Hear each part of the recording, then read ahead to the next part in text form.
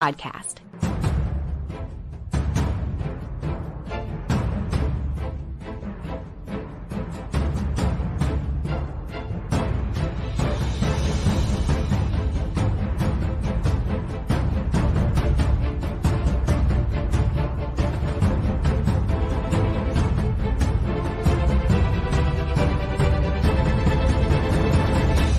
And here's your host, John Chapman. What is going on, faithful? It is Thursday, and we were robbed. And I want to apologize to all of the Mr. and Mrs. and kiddos out there that did not get their 49ers coach approach last Thursday. I am 100% responsible. Ant was kind enough. We had to skip it with the Thursday game, traveling, and all those things. So I apologize. So today, Ant, this episode's going to be twice as nice. It's going to be incredible. I'm very excited. How are we doing today, man? We're doing great. Anytime you get to revel in a victory for a longer period of time, I'm going to take it. And so I know it's a big week with the Kansas City Chiefs, but coming off that Seattle win, it was so important. And it was just such a good feeling coming out of that game that really I let nothing shake me on it. And really, the film has kind of backed up that the 49ers played a pretty good football game. And I think that's encouraging moving forward. So, yeah, it's been a great week, and I'm looking forward to 49ers versus Chiefs. But I'm always looking forward to Thursday. We know chat's going to be popping, and we're going to have a great episode. So I'm ready for it. Bring on the big questions. Let's get into it. I love it. And shout out to my man RTP. Everybody, hashtag CCs, the hashtag TCCs. I'm excited about that. And so here's kind of the design of this show. Thursdays, relatively new. We started this year, even though Ant and I go way back. First half going to be kind of around what we saw on tape, the all 22, that perhaps we might have missed during the game against the Seahawks. And the second half of the show, what do we want to see coaching changes, right? So this coach approach, how would we address those things? Obviously, they're smarter than we are. Well, they're smarter than I am. They're not smarter than Ant. And we're going to kind of see what that looks like, and we'll go from there. And you guys, it's your job in the chat to get us off topic. Get us on some crazy stuff. And let's just kind of see where it goes. That's what it is. Ooh, we're even get some hashtag BBs in here from Boats. That's breezy, but we'll take it, man. One community, all community. I freaking love it. So it's going to be a lot of fun. Let's do this. So here we go. First question from Joe, or comment. He says, next two teams I would really like to beat, obviously. Kansas City hate goes back to the Super Bowls. My Dallas hate goes back to 1971. My Dallas hate went back to 1989. That's where mine went back to. How I want to ask you, where do the Dallas Cowboys fit on your spectrum of hate? They're one of the ones I hate the most. The 90s, 1992, 93, 95, like that era. The amount of Cowboy fans that are in Northern California, it creates some real friction. One of my best friends is a Cowboys fan, so those times were not good for 49ers fans, and I absolutely despise them. I could not stand Nate Newton. I couldn't stand Michael Irvin or Troy Aikman. I don't like them. Jay Novacek still, if I hear that name, I get frustrated. So, yeah, no, I'm not a huge fan of the Cowboys. That's a must-win every single year, and that's a true rivalry. And those people that talk about the 70s, like, that's a real thing. In the 70s, the Cowboys were a thorn in the 49ers side, and they were a thorn again in the 90s. And so anytime the 49ers beat the Cowboys, it's just a good day. And everyone likes to talk trash on the Cowboys. I get Eagles. One of my friends, the Eagles fan, he messes me all the time. Cowboys hate, and I just love it. Let's just keep that going because nobody likes the Cowboys. I hate them. I hate them. I hate them. I hate them. I hate them, and I still hate them. RTP says the catch era for me, my man. And look at this. Speaking of hate, we're just doing like a Dave Chappelle haters ball. Hate, hate, hate, hate, hate, hate. I hate you, and I hate everybody you know. Anyway, shout out to my man Jack. Appreciate the super chat. He is the best. He says there are 171,476 words in the English language. None of them adequately describe how much I hate the Kansas City Chiefs. For those like. That's a local game for my man Jack, if I'm not mistaken. And Jack might have taken that Super Bowl loss harder than the rest of us, but I love this man. I appreciate you, Jack. I hate the Chiefs. I do hate the Cowboys more, but the recency of the domination, we haven't beat the Chiefs since 2014. It's been a minute. It has been a minute.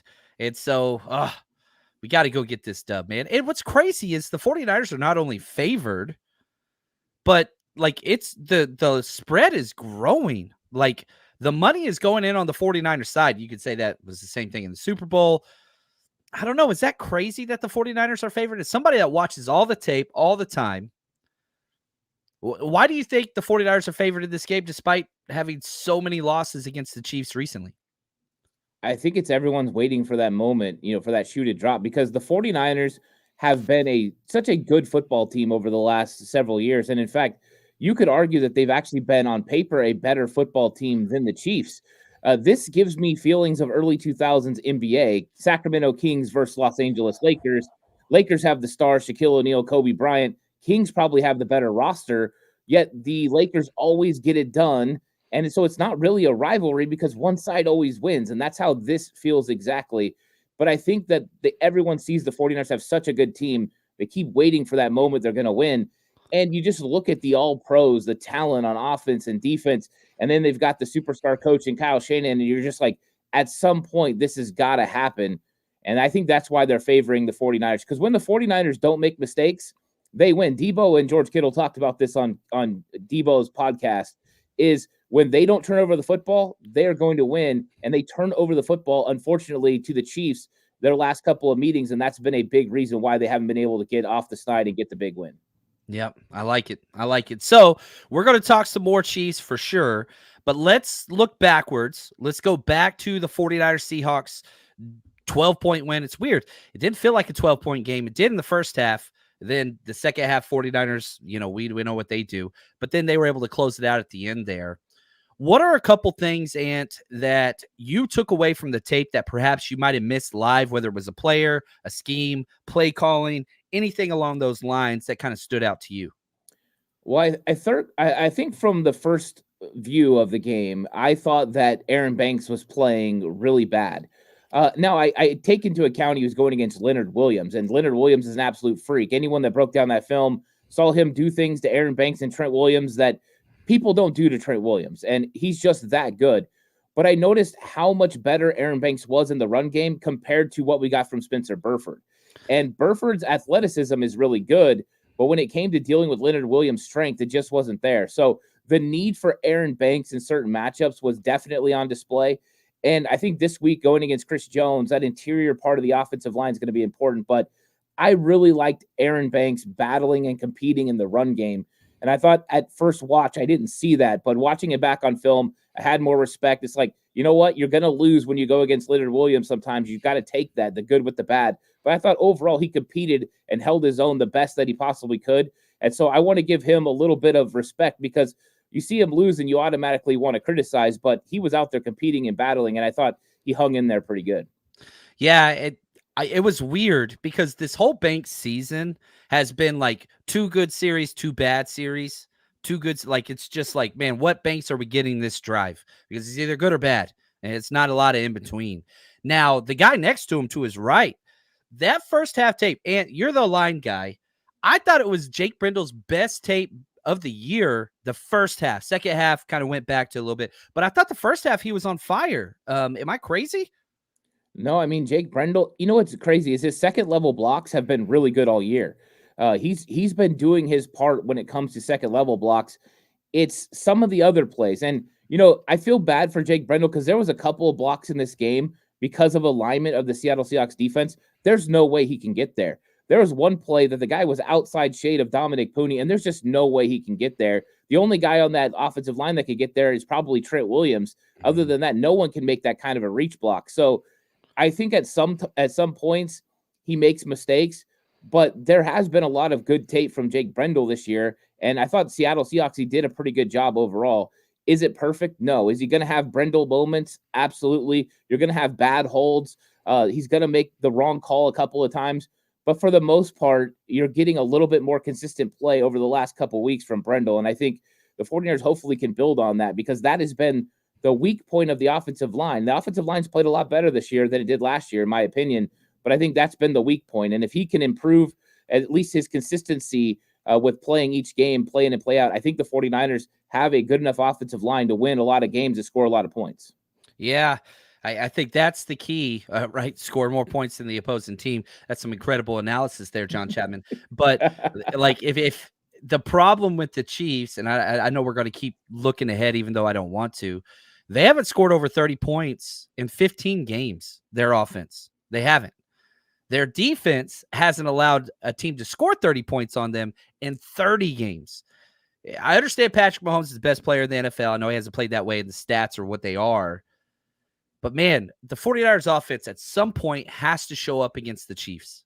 And it just hasn't happened in all the matchups. That has to change. The amount of money you spend on offense, the Kyle Shanahan, all the different things, it's time. Like, finally go make the statement. Finally go put the NFL on notice. We could score on anybody. Brock Purdy is who he is.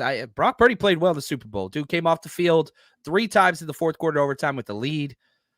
Defense, whatever, but go score some damn points. Go score some points. Now, sticking with the offense before we jump to the defensive side, I want to make sure I give you an opportunity to talk through whatever else. Are there any other offensive takeaways from the tape against Seattle that you were like, all right, this is good, this is bad?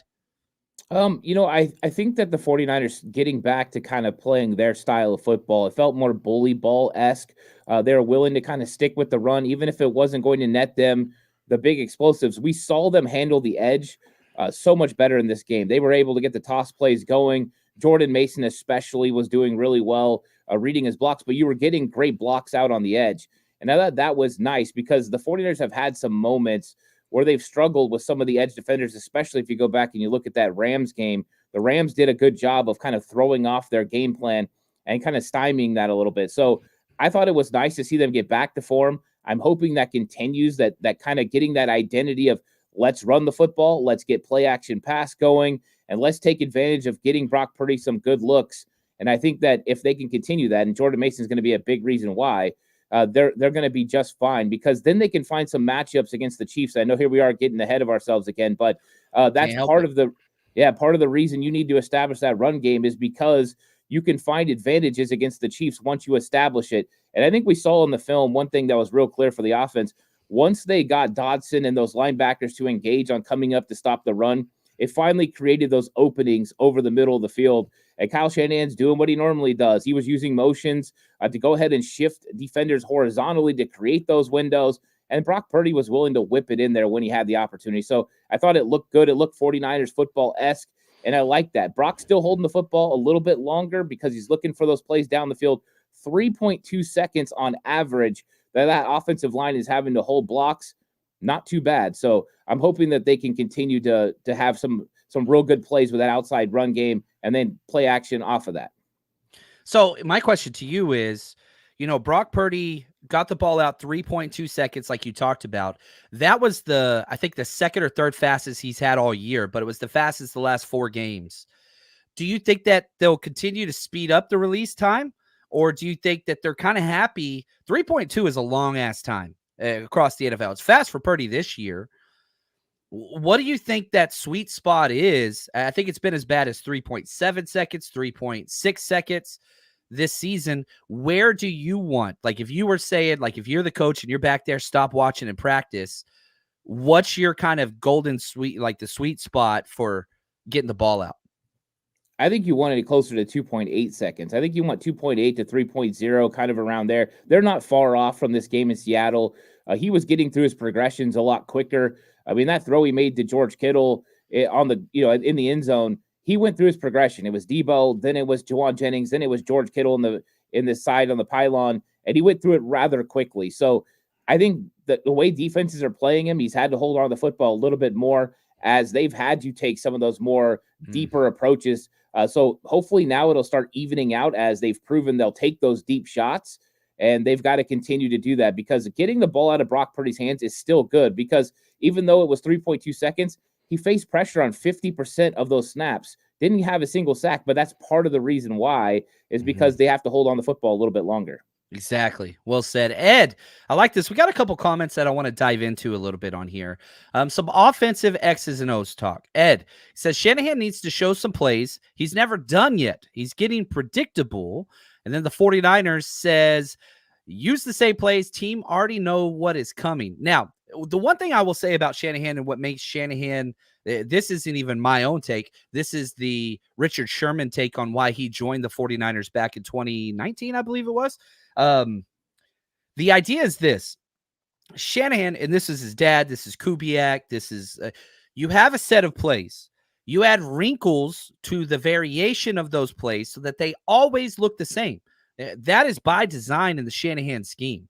You want to give the same look so that the defense can say, okay, this is where they run outside zone or outside toss. So we want to over pursue and make sure we take the outside runaway. And the first second of the play and formation looks the same, but it's a design cutback. You just didn't know it. If you want to look, they always run double deep in breakers. Well, the one time they did it, instead of double deep in breakers against man coverage or a cover 3 look, instead it's like a comeback outbreaker by Ayuk, and he draws pass interference because the cornerback realized, oh crap, I'm in trouble. So I understand the formations, and when we're watching the broadcast view, it's like, oh, here's the play. Shanahan does that by scheme. It's to lull you asleep and add wrinkles. Instead of the outbreaker route, we're running a corner. Instead of this, we're doing this. It's those little bitty tinkerings that cause so many problems for the defense. Am I missing something there? Is there anything you can add to that? Like, it's by design, right? Yeah, 100%. I mean, you run things very similarly like that to get defenses used to what you're doing. And then all of a sudden you break it off. All of a sudden you normally would run an in pattern at 12 yards. And the next thing you know, you run it at 15 and you get that corner to go ahead and flip his hips and turn to run because he thinks it's a vertical, and you're going to go ahead and hit that route for a big play. So I think that that's something that we see from Kyle Shanahan, that he makes little subtle adjustments to tendency and subtle adjustments to his concepts that end up creating big time plays. And you as a defense have to be disciplined to where, oh yeah, I see pre-snap, we're probably going to run this concept, but post-snap, it looks completely different. And I think that's exactly what Kyle Shanahan does. And it's also, how many times can I run the same thing from a bunch of different formations and a bunch of different motion and personnel groupings to kind of get you used to something, or to get you in a matchup that you don't like? It might look like the same concept, but now I've got Debo matched up on Bolton, the linebacker, and now it's advantage 49ers. And that's kind of what Kyle does with the system. Yeah. Now I am with you that you need some trick plays. I am clamoring for the, we keep bringing Kyle Juszczyk out there as the third down back. I want a handoff to Kyle Juszczyk crossing the face, right? So we're in the shotgun formation. Kyle Juszczyk to the left of Brock Purdy. You hand it off. You max protect slide kind of zone right look. Brock Purdy sneaks out to the left wheel route. I'm telling you, I've seen him practice it in practice. This would be a perfect week for that. Plus it's fun. Anytime you do some of those plays, you get out here. Yeah, 49ers, Ben Johnson, that dude is like the most crazy trick play guy ever. I loved what he was doing against the Cowboys. It was just embarrassing. The 49ers, it seems like you really dislike Shanahan. That's cool. That's welcome. I will argue, and I think the rest of the NFL will argue, Shanahan is guaranteed a top 3 to 4 play caller wherever you put him there. Andy Reid's number 1. I don't have a problem with that. Yet you look at the offensive statistics for the Chiefs, they're not that good. They're 15th in points scored. So and that's with the best quarterback on the planet. And I know he hasn't played that well this year. 6 interceptions, not great, but I think if all 32 teams could pick any player, every single team would pick Patrick Mahomes. Maybe 1 or 2 might take Josh Allen. I don't know. You think all 32 teams would pick? I used to do this in the old Madden where you could wipe the rosters and do the fantasy draft. And so you'd build your team. I'd always be the 49ers. And then you'd pick your players. 32 teams would pick Patrick Mahomes first, right? I would sure think so. I mean, this is a 3-time Super Bowl winner who can make every single throw on the field. The intangibles, the athleticism, the arm. I don't know why you wouldn't. I mean, he's proven it, with different rosters and everything like that. I think Patrick Mahomes will be number 1. I know I would take him number 1. So I would expect most people would. Yeah. Now let's switch to the defensive side. I really thought this game against Seattle was one of my favorite for Nick Sorensen. It's just slowly ticking up my confidence level in Sorensen. And there's one play in particular, I'm going to do my best to kind of explain this. It was in the first half. and it was second down. I think it was second down. We do a zone fire blitz. Okay. So we bring Demo on the nickel pressure. We drop Robert Beal, the backside defensive end, into the hook to curl zone, and we run a Tampa 2 coverage. So one, you're only bringing 4, but you're dropping. And then my favorite thing about it was, anytime we do that Tampa 2 coverage, Fred Warner's that middle backer that gets depth, Brian Urlacher style, or you can even go back Derek Brooks style, way back with the Tampa 2 when it was started. But instead, he chases, he's the flat defender, and Devondre Campbell rotates over into the inverted V, that deep coverage. We've never shown that. They got confused. Geno didn't know what to do. He tucks the ball and runs. They get a holding call, backed up. I mean, I was just like, what the hell is Sorensen doing? Like, I've never seen any of this. I was just like, I was so excited. So, like, I want to say, like, we're talking creativity, not being predictable. I think that's one of the red flags with Nick Sorensen. And we didn't see a lot of wrinkles, but that was one wrinkle where I was like, where the hell did that come from? Like, can we do some more of this? I don't know. I'm still kind of flabbergasted that he's capable of such things. And I hope we get a little bit more disguising and stuff, because you still brought 4-man pressure. We're still in zone coverage. That's a double check for me. And it was unpredictable. Geno had no clue what was going on. Was there anything defensively, player or scheme wise, that stood out to you? I thought that they did a really good job of bringing the run blitz again. It was consistent. It started on play 1. He brings Devondre Campbell on a run blitz, and I thought that's taking a lot of pressure off the defensive line to be able to hold up as far as against those duo blocks. I mean, right off the bat, Seattle was duoing, and they were going to take Kevin Givens, and they pushed him back 3 or 4 yards on the first play. But here comes Campbell coming through, and now it messes up the run. And so you get the running back having to jump cut to the left side, and then all of a sudden Malik Collins is able to get off and make a tackle. It's good defensive line play from Malik Collins, but it's a great call from Nick Sorensen. Is he always right? No, but I think we've seen an improvement over the last 2 weeks, especially with run blitzes, whether that's a guy coming off the edge, Malik Mustafa, or even Deommodore Lenoir, or when they're doing things with some of those inside linebackers as well, getting them going upfield. D. Winters blitzing, Devondre Campbell, Fred Warner. I like it overall. I think that does a good job of helping the defensive line and making it a little bit easier for them, because if you just allow them to get duoed, they're going to get pushed back, especially guys like Kevin Givens. He's not built for that. He's built more as an aggressive guy. You want to run a zone play against Kevin Givens, he's probably going to blow it up and get vertical and mess up your play, but the other plays aren't so good for him. So I love that from Sorensen. And you're right, the uniqueness to some of the things that he's doing, I feel like he's starting to get a really good feeling on what his players do well, and now he's putting them in some good situations to be successful, and confusing the Geno Smith as well. Geno had to come off read 1 pretty much the entire game. Mm-hmm. They did a good job of taking it away, which means they understood scheme, they understood what Seattle was trying to accomplish, and they took that away. It's not going to be that easy every single week. A guy like Patrick Mahomes, he just does whatever, but I thought they did a great job against Geno, and they made him feel uncomfortable. And I think it started, though, with stopping the run with the run blitz and being able to stay 2-eye safety, even having light boxes against obvious run situations. Man, it's interesting because, we're still doing a lot of man concepts, which I dislike, and I hope we don't do next week, but that's okay.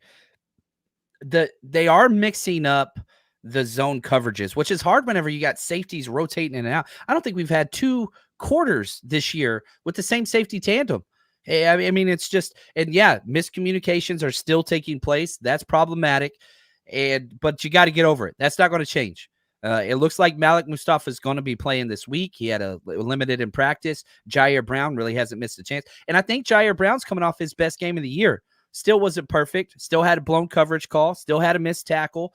But the consistency is getting there, and the hesitation in the tape seems to be disappearing. He is acting quick. And whenever you're lined up against number 6 and Malik Mustafa is your counterpoint, who has no hesitation whatsoever to his game, it's like you got to figure this out.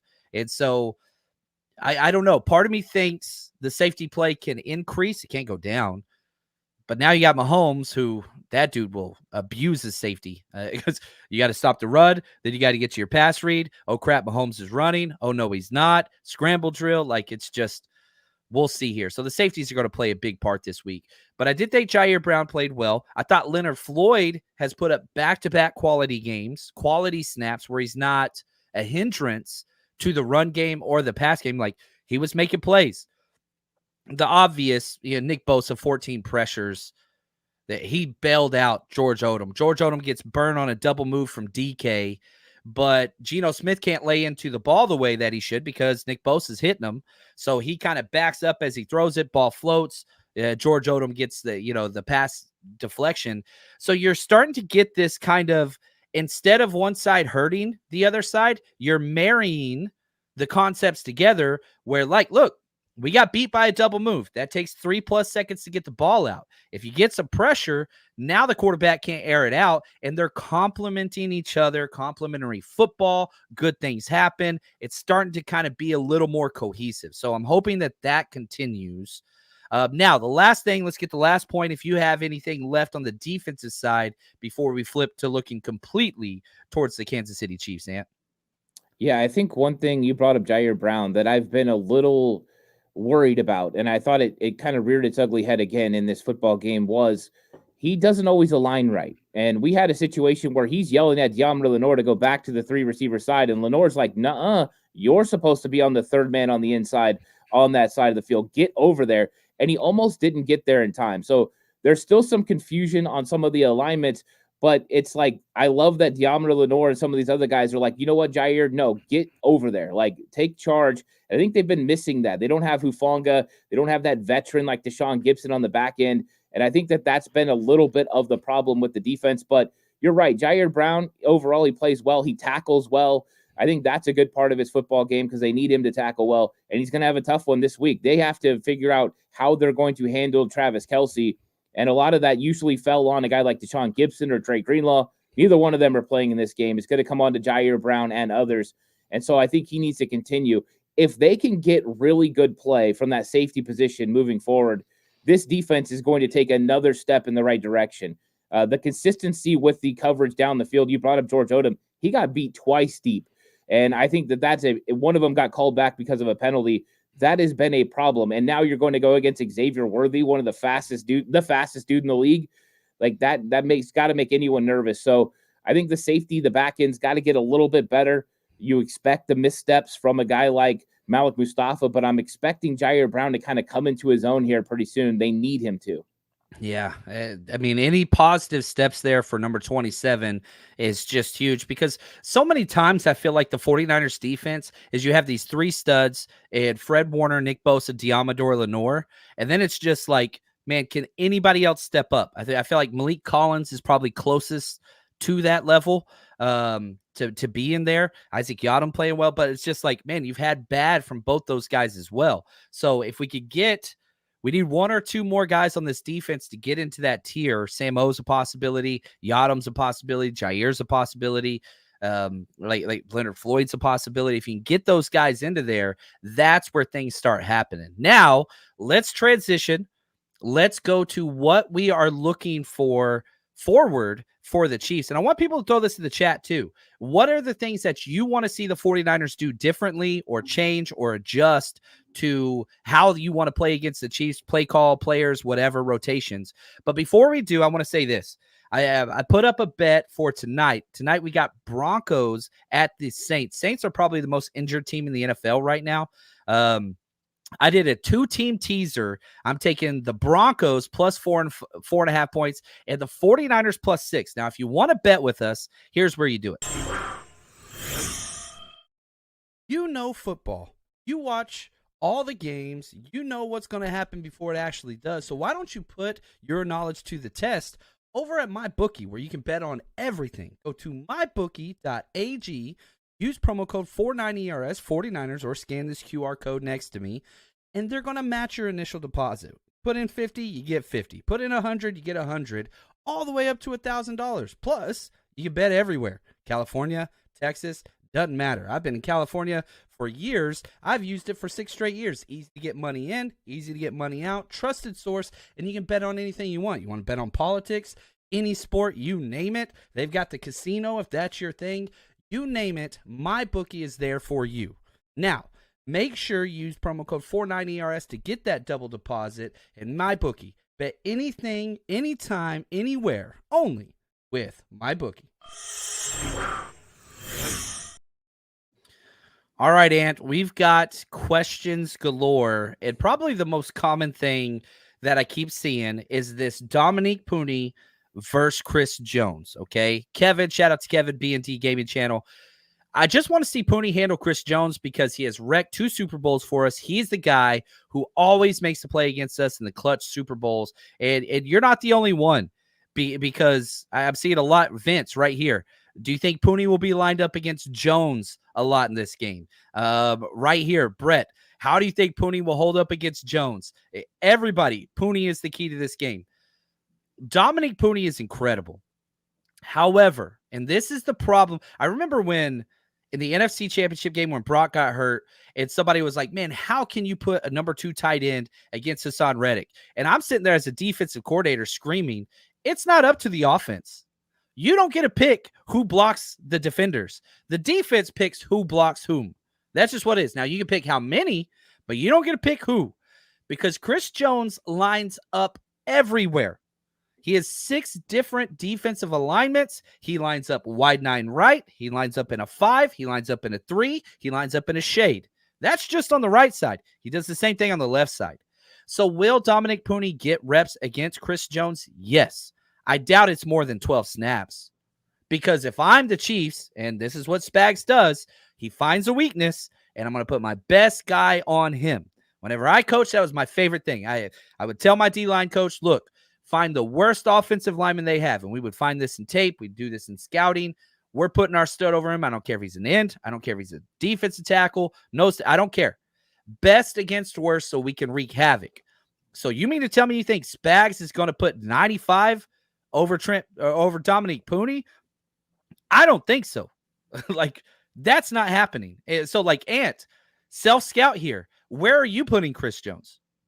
I think there's 2 places. I think number 1, over Jake Brendel. If you have any looks where you're going to have a nose tackle, that would make a lot of sense.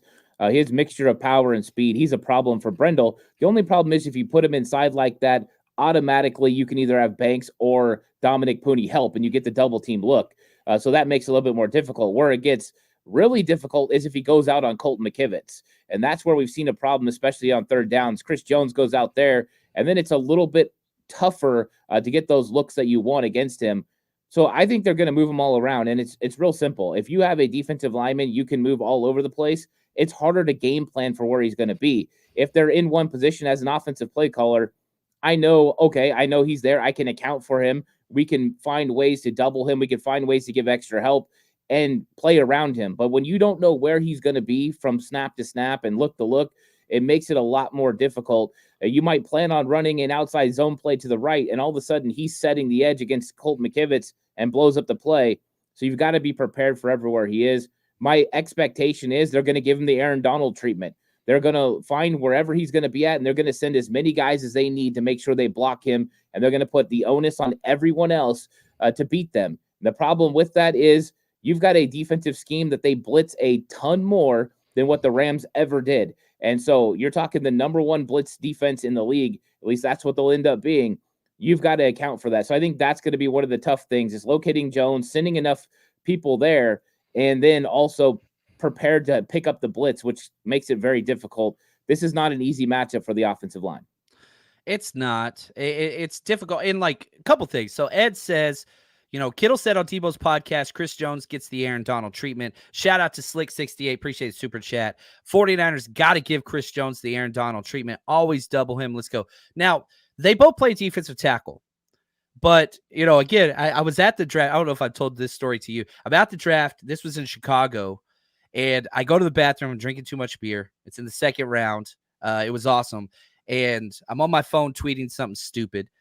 And I run into a brick wall. It's not a brick wall, but it knocked me backwards. I ran into Chris Jones and his family. Like, I literally bumped into Chris Jones. And I was like, oh, it's Chris Jones.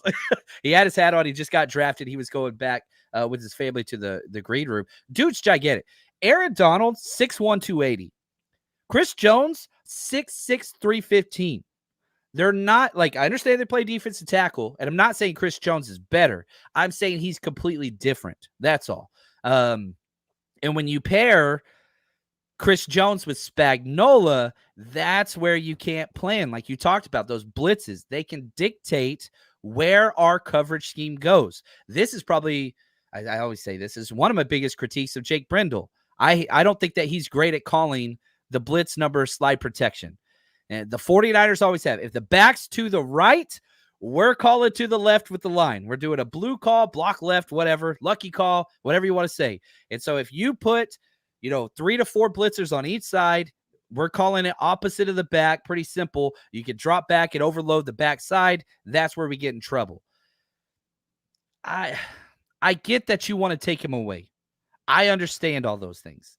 It's pretty hard. And here's Kyle Shanahan talking about why it's so different between those two players. It's just different variables they do with their stuff. It's sometimes a little bit harder to eliminate him where he goes and just some of the pressures they do. But he definitely deserves that attention. He's as good as player there is, and we try our hardest to take him out, but he makes that pretty hard.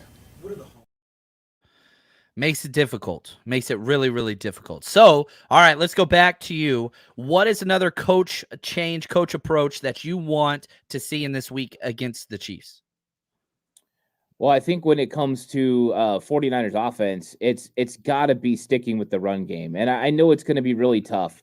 Kyle, he likes to kind of go away from the run game if it's not being as successful.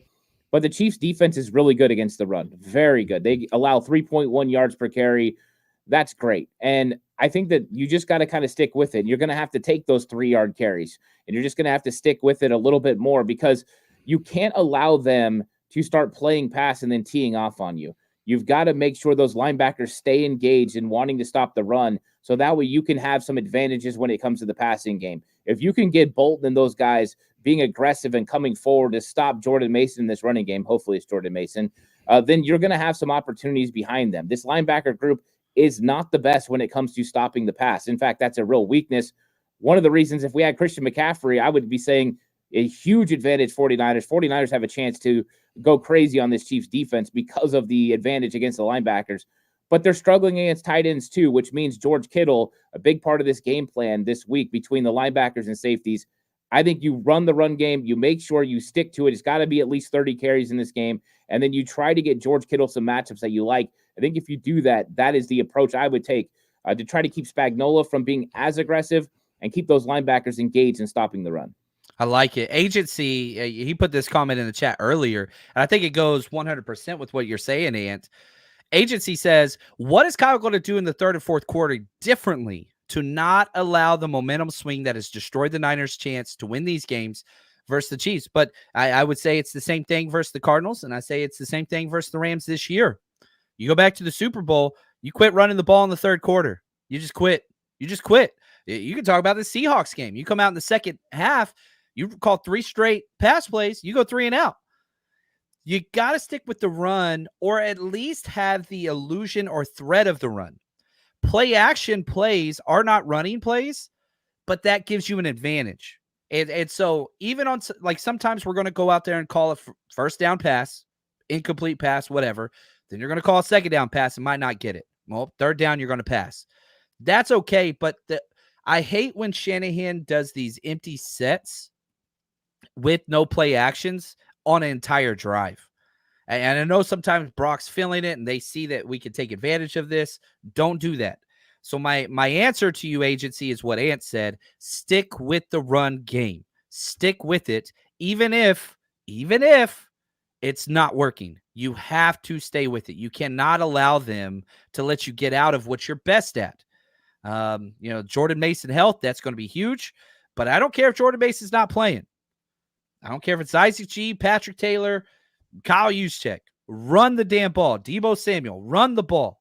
Or at least play action. It helps open up windows, all of those things. I want to flip this to the defensive side.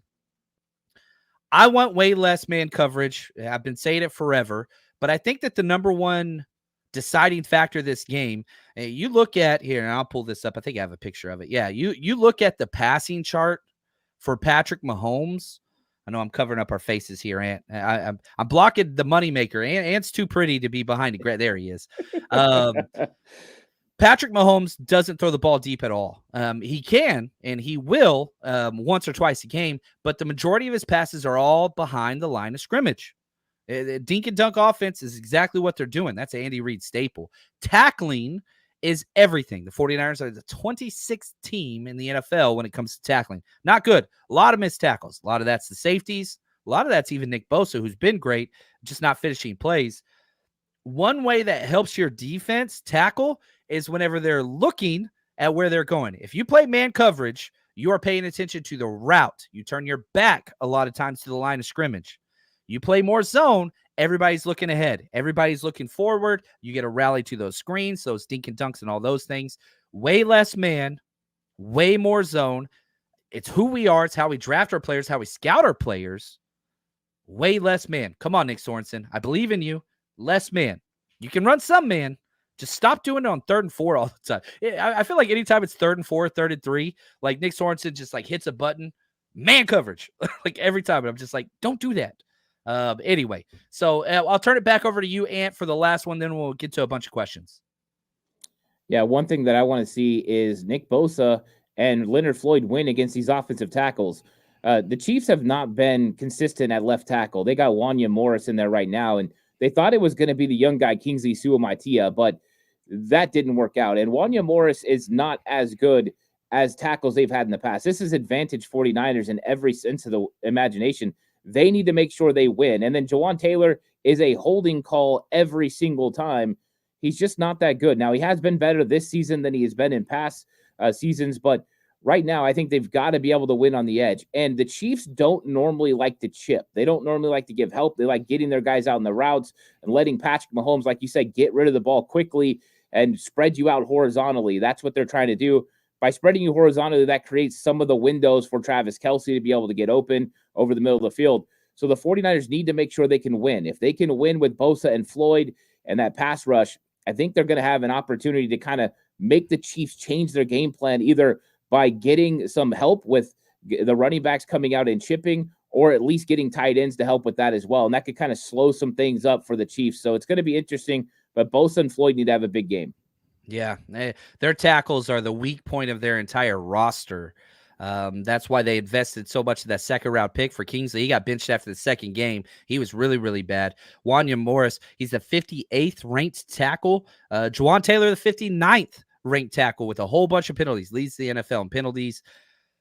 You got to win at that spot. That's just where it is. Leonard Floyd got a vet day, which I think is huge. Let him be rested up, ready to go. Nick Bosa's playing at the top of his game. I really think it was one of Nick Bosa's best games. The missed tackles kind of hurt, but gosh, Nick Bosa is affecting the game so positively in the run and the pass game. That's going to be huge. You just can't let them abuse you up the middle. Creed Humphrey is the best center in the NFL, in my opinion. They don't have a running back. Kareem Hunt, really? I mean, he's good, but like, you held two of the best running backs, I think, one of the best running back tandems in the NFL last week. And Kenneth Walker, the third, and Zach Charbonnet, you held those dudes to like 2.5 yards per carry. You do that again this week, gosh, protect the ball.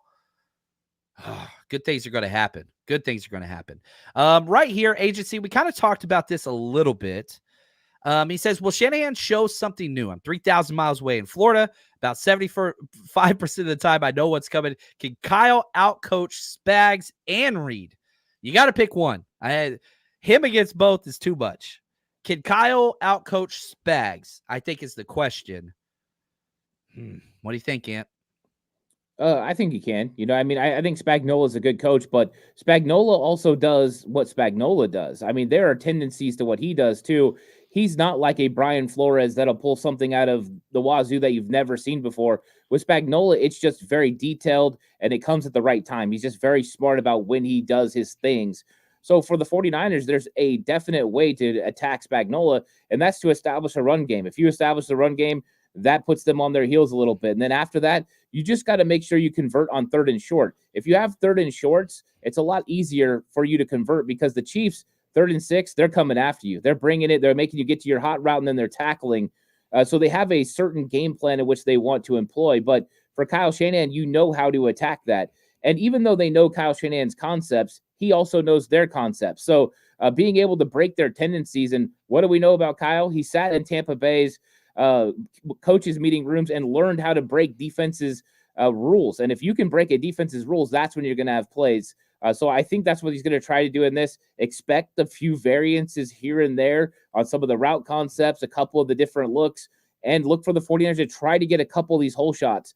One thing I could say about the Chiefs defense, there's going to be 2 or 3 opportunities in this game where you're going to have a chance to go for the whole shot play. And I'm hoping the 49ers are able to execute on a couple of those. If they are, it's going to change the dynamic of this game. The hot route reads were perfect from Brock Purdy in the Super Bowl. The problem was Debo lost every single one of them. Like, I mean, he was putting the ball where it needed to be. You just needed your guy to win a 50-50. Now, they don't have L'Jarius Sneed, who was their best cover quarter. Trent McDuffie's an absolute beast. But Watson and Shamari O'Connor, like, they're not L'Jarius Sneed. They're good, and there's going to be some tight windows. I do not expect Debo to beat a lot of man coverage, but Jauan Jennings can. And so can you get some of those hot reads to Jennings and not Debo? And can Debo win 150-50 this game?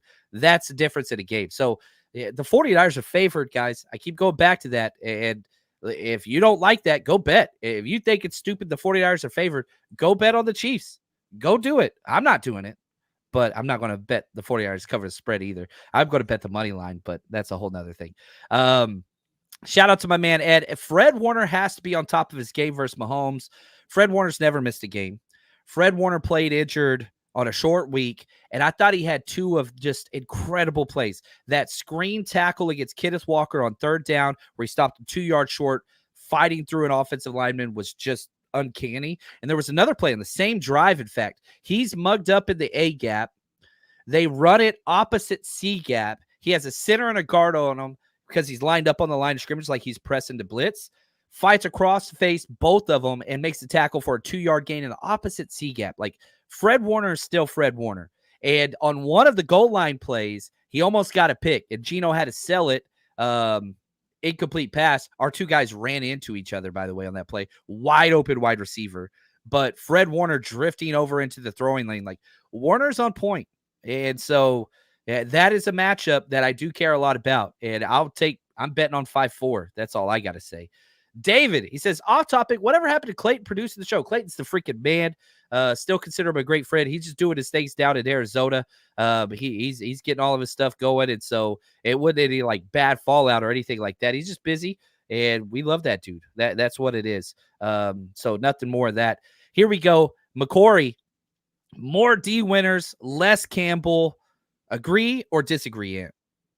I think in certain situations, yes. I think it was a couple weeks ago that I came to grips with the fact that I wanted D Winters out there on nickel situations over Devondre Campbell.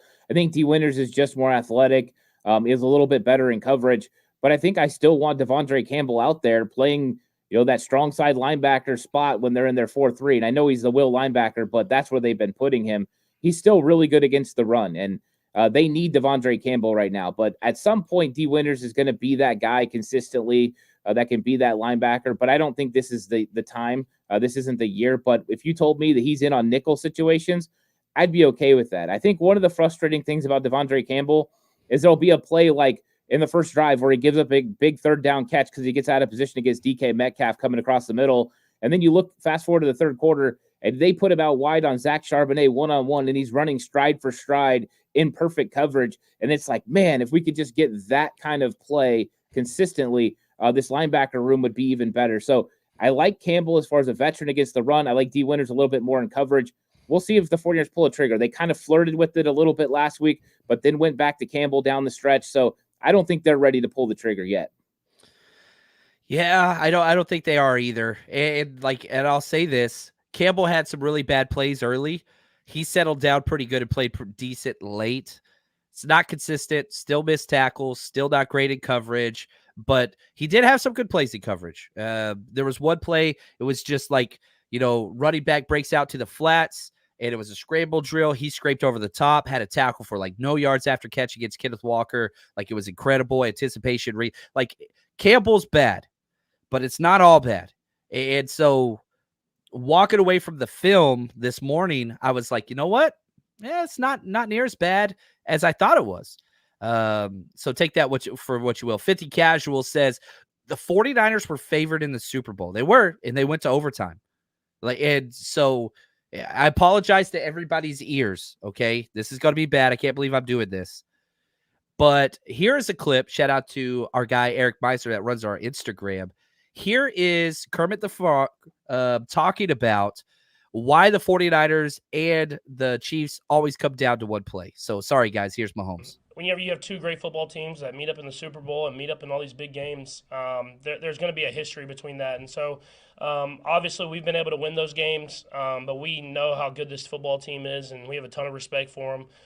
And so it's not like one play couldn't have changed all these football games. And so we're going with that mindset of we just got to make the plays whenever they count. I think it's as big as a regular season game you could play in. But, I mean, they're a great football team, and I always like going up against the best, and that's what we're going up against this week. And so we understand that it's going to be a big game. We understand that it's going to take our best to win.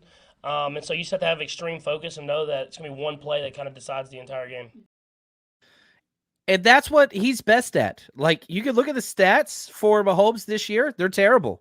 They're just same amount of interceptions as touchdowns. Him and Geno Smith both have 6 touchdown passes, 6 interceptions. But it's more than that. His QBR is not good either. He doesn't have the weapons to throw to. However, when the game is on the line, he's going to deliver, or the refs are going to deliver for him. That's just the way that it goes. And that is what they are best at. The 49ers, they're a first-half team. Can you get a lead big enough in the first half that they can't climb out of? Couldn't do it against the Rams this year. You couldn't do it against the Cardinals this year, but you did do it against the Seahawks. So you're kind of trending in the right direction. But these games, man, it's a 1-point spread. 1 point. It's one play. And what happens in the Seahawks game if, the 49ers don't block perfectly and Isaac Rendo, take it, 70 plus yards, and we got a punt with a minute and a half left? That game could have went differently. You won by 12. This is the way the game is played. And I always go back to this. Why are we fans? All right. We talk about the catch. We go back to the 90s. We talk about why we hate all these teams. We talk about the Super Bowls we won, the ones we've lost. We talk about Harbaugh in the chat. It's because of these games. And yeah, it's stressful as hell. And it's going to come down to the fourth quarter. I don't care if we have a 13-point lead in the first half. It's going to come down to the fourth quarter. Can you overcome and finally finish where you haven't in the past? I think that's key. So, Ant, do you think this is going to be another close game? I mean, everything to me signals that it's going to be, for the mere fact that both defenses can usually hold the other team down. I mean, the Chiefs defense gives up 17 points per game. The likelihood of this being somewhat of a low-scoring game seems more likely. And so I think also when you look at the teams, both of these teams struggle in the red zone. The Chiefs are worse than the 49ers are when it comes to red zone effectiveness. So there's opportunity for lots of field goals. And I think that's where the 49ers have their advantage, is they've got to make sure the Chiefs are kicking field goals, because they are prone to do that. If they can have that sort of success, maybe they can build enough lead. But I don't know. I mean, I don't think this game gets out to 13 or 17. I think, maybe a 10-point lead for the 49ers. And I know that's going to be scary for a lot of people. We got to have 11. It got to go to 11, not 10. 10's bad. Right. And that's the thing. It's going to be tough. You see 10 up there, you start having some bad feelings about it. So I don't know. I think it's going to come down to the wire, but I'm hoping. Now, this is me just being optimistic. I have seen avenues for the 49ers to be able to score points in this football game, but they're going to have to go out there and prove it. They're going to have to go win in the red zone when they have those opportunities. Field goals are not an option this week. You have to score touchdowns. Hold them to field goals. They have one of the best field goal kickers. You got to score touchdowns. You got a replacement field goal kicker. And, the 49ers, I appreciate how active you are in the chat today. Thank you. I want to push back against this. He says Shanahan's blown leads in the Super Bowl as an OC head coach. It's a habit, not willing to break. Well, Kyle Shanahan walked off the field 3 times in the fourth quarter of the Super Bowl with the lead. 3 times. 3 times. Defense that you got to play together. You got to play together. Mahomes is going to do his thing, but you got to out Mahomes. That's what you got to do. You want to be the best, you got to beat the best. It's that simple. And yeah, it's frustrating. And yeah, the refs aren't going to be on your side. Don't give a damn. You got to go out there and win. I think the 49ers are more than capable. And you are the absolute best. This has been a blast. It's a blast every Thursday. Now, for the rest of this week, y'all got to go follow the 49ers Cutback. We got Madden Simulation tomorrow. Then you've got your preview game on Saturday. After the game, you're going to watch the recap over on the 49ers Cutback. Download, listen, wherever you get your content. Type in 49ers Cutback. And I want to say thank you. That's going to do it for us. Y'all are the absolute best. Appreciate the chat. Y'all are bumping today. Always bumping. But until next time, we're going to beat the Chiefs. We're going to beat the Chiefs. We're going to beat the Chiefs, Ant? We're going to beat the Chiefs. It's happening. This is 94 Dallas Cowboys vibes. We're beating them in the regular season. Let's go. I freaking love it. All right. We're winning. Y'all heard it here. Can't take it back. And until next time, stay strong, faithful.